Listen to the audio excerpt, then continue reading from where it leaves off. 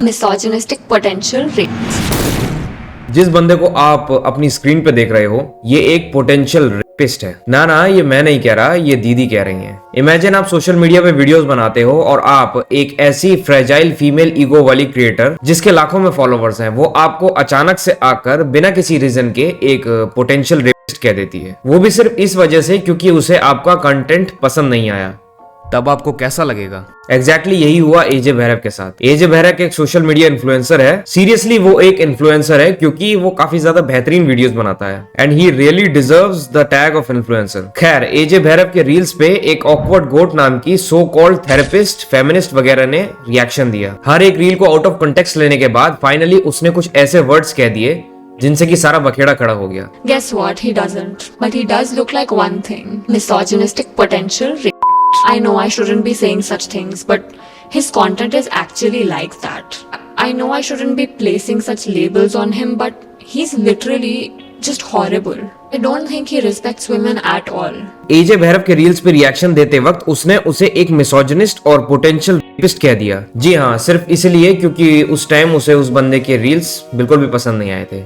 Like can you even imagine? एक मर्द के लिए ये टैग उसके रिस्पेक्ट की धज्जियां उड़ाने के लिए काफी होता है, मगर इस लड़की ने बिना कुछ सोचे समझे अपनी फ्रेजाइल ईगो को हर्ट करते हुए उस लड़के को इतनी भद्दी गाली दे दी। And guess what? वो लड़की अपने लाइफ में अपने बॉयफ्रेंड के साथ चिल कर रही है, मगर एजे भैरव जिसकी यहाँ पर कोई गलती नहीं थी, उसे एक 15 मिनट की वीडियो बनाकर ये साबित करना पड़ रहा है कि वो एक रेपिस्ट नहीं है। हमारे कल्चर में औरतों की इज्जत करना सिखाया गया है, लेकिन इसका मतलब ये तो नहीं कि हम आदमियों की इज्जत करना भूल जाएं। जितनी इज्जत एक औरत डिजर्व करती है उतनी ही इज्जत एक आदमी भी डिजर्व करता है। इस बंदे का कैरेक्टर असैसिनेशन करने के बाद आप आराम से अपनी लाइफ में मूव ऑन कर चुकी हो और उस बंदे को वहीं यूट्यूब पे 15 मिनट की वीडियो बना के एक जस्टिफिकेशन देना पड़ रहा है कि वो एक गलत इंसान नहीं है। ये पावर है आज के टाइम में औरतों के पास। वो बड़ी आसानी से किसी भी आदमी को कभी भी गालियां बक सकती हैं, उसके कैरेक्टर को सरेआम डैमेज कर सकती हैं, ये बिना सोचे समझे कि उसकी सिर्फ एक स्टेटमेंट से उस बंदे की लाइफ पर क्या असर पड़ेगा। अब बात है अगली कंट्रोवर्सी पे, जो कि है श्वेताब वर्सेस ये सेम दीदी। श्वेताब ने भी वो सेम चीज किया जो इस बंदी ने एजे भैरव के कंटेंट के साथ किया, यानी कि रिएक्शन के साथ साथ अपना ओपिनियन दिया।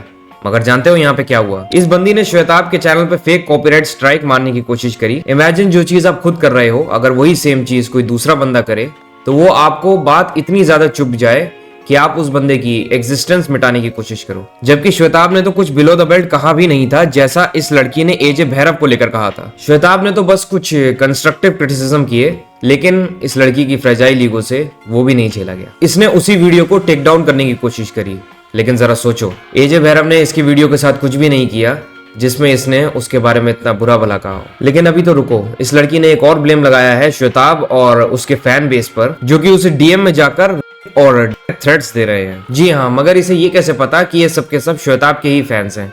I don't know. कुछ टाइम पहले एक न्यूज आई थी कि विराट कोहली के फैंस ने रोहित शर्मा के एक फैन की जान ले ली, सिर्फ इस वजह से कि उनके बीच बहस हो गई थी कि यहाँ पे बेहतर क्रिकेटर कौन है। तो इसका मतलब ये थोड़ी है कि पुलिस विराट कोहली को जाकर अरेस्ट कर ले। अगर हम इसकी बात मान भी लें कि वो लड़के श्वेताब के फैंस थे जो कि इसे थ्रेट दे रहे थे, तो भी ये चीज श्वेताब के हाथ में थोड़ी है कि वो अपने एक एक फैन को कंट्रोल में रखे। इतना लॉजिक तो लगाओ बहाना देने से पहले। अब तुम्हारी ईगो कितनी फ्रेजाइल है जो कि अब एक्सपोज हो चुकी है, उसके बावजूद भी बहाने ढूंढ रही हो। वाह, हिपोक्रेसी। ये खुद को थेरेपिस्ट बोलती है।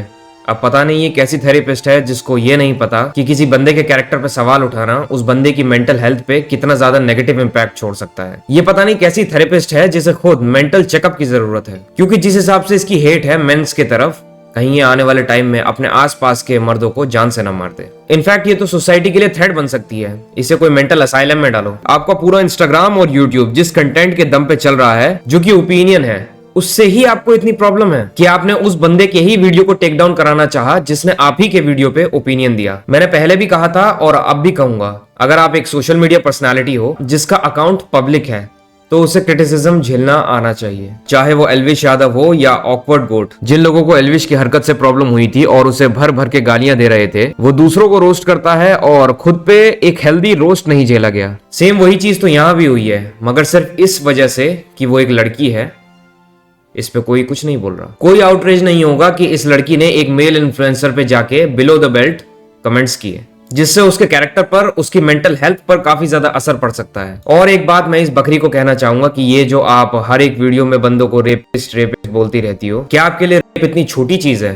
क्या आपके लिए रेप एक जोक है। आप इसको इतना ज्यादा मामूली चीज मानती हो कि आप आए दिन किसी भी बंदे को कह सकती हो। ऐसी लड़कियों के चक्कर में फेमिनिज्म जैसा मूवमेंट बदनाम होता है। फेमिनिज्म इस सोसाइटी में मेल और फीमेल को इक्वल करने के लिए आया था, ना कि औरतों को मैन हेटर बनाने। मगर इन जैसी लड़कियों ने फेमिनिज्म की डेफिनेशन आज के लड़कों की नजर में एकदम से चेंज करके रख दी। उन्हें ये लगने लगा है कि फेमिनिज्म एक बहुत ही बुरी चीज है। अब मुझे ये बताओ कि क्या अब भी कोई फेमिनिस्ट इसे सपोर्ट करेगी? ये आपके मूवमेंट का भी मजाक बना रही है, अपने इलॉजिकल स्टेटमेंट्स को बैक करने के लिए फेमिनिज्म का सहारा लेकर। हमारे देश में आज भी कई सारी औरतें ऐसी हैं जिन्हें बेसिक नेसेसिटीज से भी दूर रखा जाता है, सिर्फ और सिर्फ इस वजह से क्योंकि वो एक औरत है। और फेमिनिज्म की असल में ऐसी ही औरतों को जरूरत है। मगर इनके जैसी लड़कियों ने, जिन्हें सब कुछ मिल चुका है, जिन्हें किसी तरह का भेदभाव का सामना नहीं करना पड़ता, उन्होंने फेमिनिज्म को अपने मनचाहे मकसद को पूरा करने के लिए यूज किया है, या फिर ये कहूं गलत यूज किया है, और लोगों की नजर में सिर्फ और सिर्फ एक मजाक बना दिया है।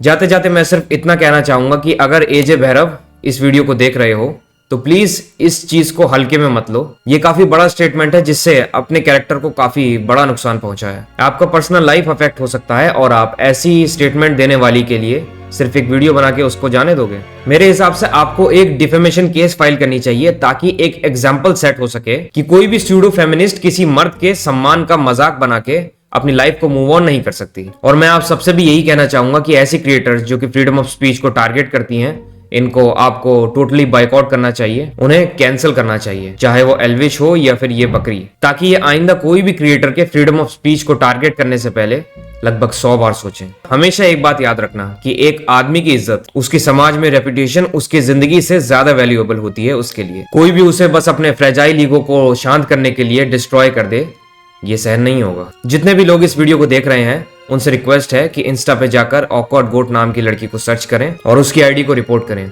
ऐसे क्रिएटर्स हमारी सोसाइटी के लिए डेंजरस है।